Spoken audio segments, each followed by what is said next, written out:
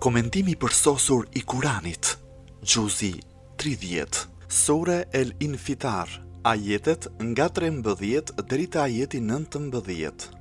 Innal ebrara lafi na'im wa innal fujjara lafi jahim yaslawnaha yawm ad-din wama hum anha bighaibin wama adraka ma yawm ad-din thumma ma adraka ma yawm ad-din yawma la tamliku nafsun li nafsin shay'a wal amru yawma idhin lillah. Vërtet punë drejtët do t'jenë në xhennet, kurse fajtorët me siguri do t'jenë në zjarrin flakërues, në të cilin do t'digjen në ditën e gjykimit, pa mundur t'i shmangen atij. E kush do të ta shpjegoj ty se ç'është dita e gjykimit? Edhe një herë, kush do të ta shpjegoj ty se ç'është dita e gjykimit? Ajo është dita kur askush nuk do të ketë fuqi për të bërë gjë për ndonjë tjetër dhe kur pushteti do t'jetë vetëm I Allahut. Komentimi. Atë ditë askush nuk mund të bëjë asgjë për askënd. Në vazhdim të diskutimit që u bë në ajetet e mësipërme për sa I përket regjistrimit dhe mbajtjes shënim të veprave të njerëzve nga engjëjt, do të shikojmë se në ajetet në vijim flitet për përfundimin e kësaj dashurie dhe llogarie, si dhe për rrugën përfundimtare të njerëzve vepër mirë dhe atyre vepër këqij. Vërtet punë drejtë do t'jenë në xhennet, kurse fajtorët me siguri do t'jenë në zjarrin flakërues. Fjala El Ebrar është shumë si fjalës Barrun dhe Barrun ka kuptimin person punë mirë. Fjala barrin që ka zanoren kesra ka kuptimin çfarë do lloj pune të mirë. Në këtë rast, përfshin edhe besimin e mirë, edhe niyetet e mira, edhe veprat e mira.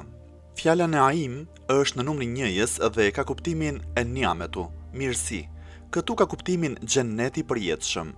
Përdoret në formën e mohimit për të shprehur rëndësinë, gjerësinë dhe madhështinë e këtij bekimi që askush përveç Zotit nuk e di, gjerësinë dhe madhështinë e tij. Përzgjedhja e naim, që në këtë rast është atribut I ngjashëm, është përdorur për të theksuar vazhdimsinë e kësaj mirësie. Zakonisht ky kuptim është I fshehur në një atribut të ngjashëm.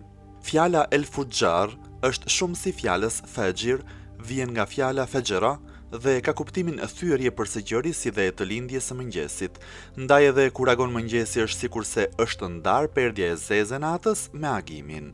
Fjala El Fujur është përdorur për veprat e atyre që perden e pastërtisë dhe të devotshmërisë e heqin dhe hedhin hapat e tyre drejt mëkatit. Fjala El Jahim vjen nga fjala El Jahme dhe ka kuptimin ndez zjarin, ndaj edhe Jahim është zjarri ndezur me flak. Zakonisht në Kuran vjen me kuptimin Xhehenem.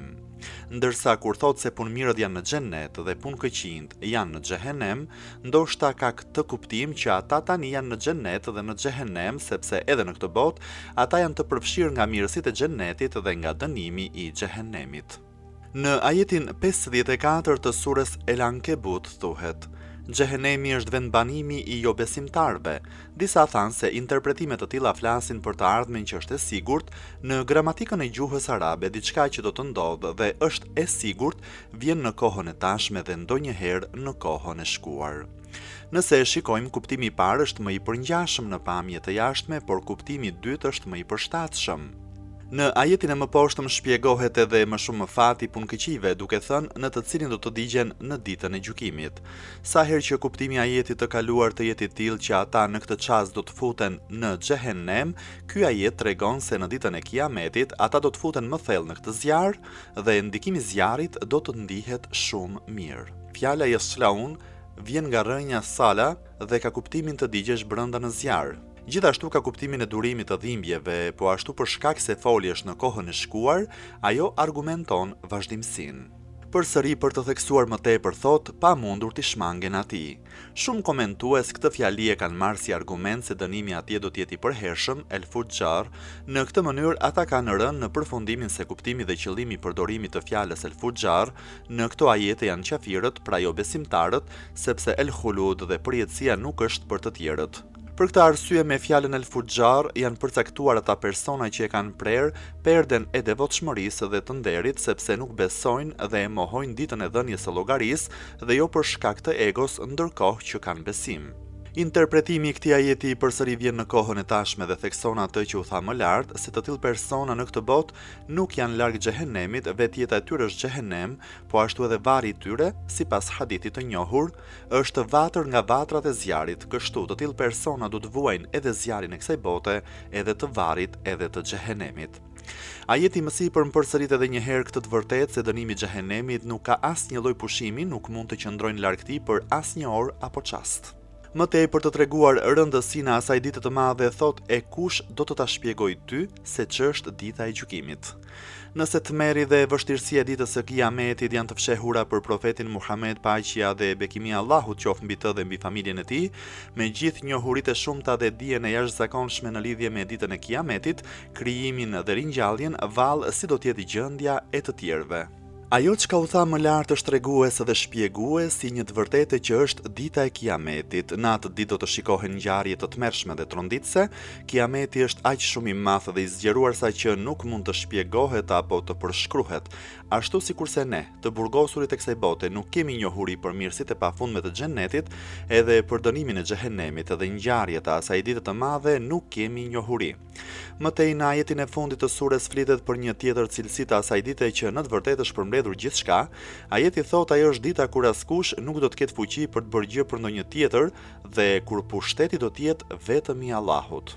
Sigurisht që të gjitha punët në këtë botë janë në dorë të fuqisë së Allahut, si dhe të gjithë janë nevojtar të tij, por në këtë botë sidoqoftë ekzistojnë edhe pronar, sundimtar dhe zyrtar, të cilët ndonjëherë njerëzit sipërfaqësor dhe ignoranti konsiderojnë ata si burim i pushtetit të pavarur, por atë ditë ajo pronë dhe sovranitet zyrtar dhe virtual do të hiqet dhe sovraniteti dhe pronësia absolute e Zotit mbi gjithçka është më e qartë se kurrë.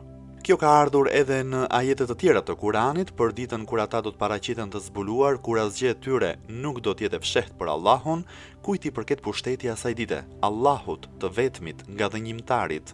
Në parim në atë ditë çdo kush do të jetë aq i zënë sa që edhe sikur ta zëm se do të kishte ndonjë fuqi, nuk do të ketë mundësi të merret me të tjerët. Sikurse thot ajeti, atë ditë secili prej tyre do të ketë aq shqetësim për veten sa do t'i mjaftojë.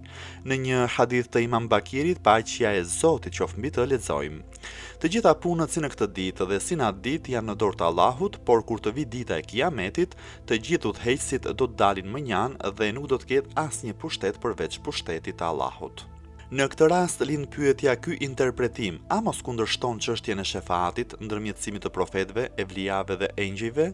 Përgjigjja e kësaj pyetje është një ndër diskutimet që e kemi trajtuar në temat e kaluara te çështja e shefaatit. Aty bëhet e qartë se Kurani në ajete të ndryshme qartëson se shefaati bëhet me leje të Zotit dhe ata që bëjnë shefat nuk mund t'i bëjnë shefat askujt, sikurse thot vet Kurani. Ai e di se çka para tyre, çka kanë vepruar dhe çka pas tyre, çfarë do të veprojnë, ndërsa ata ndërmjetësojnë vetëm për atë me të cilin ai është i kënaqur, e prej frikës së tij qëndrojnë me nderim dhe frikë se mos i ndëshkon. O Allah, në atë ditë të tmerrshme të gjithë sytë janë drejtuar nga ti, po ashtu edhe ne në këtë ditë i kemi drejtuar sytë nga ti. O Allah, mos na e bëj të ndaluar mirësinë dhe mëshirën tënde si në këtë botë, ashtu edhe në botën tjetër. O Allah, na ruaj dhe na mbron ne nga shirku dhe mbështetja të tjerët. Amin, ya Rabbel Alamin.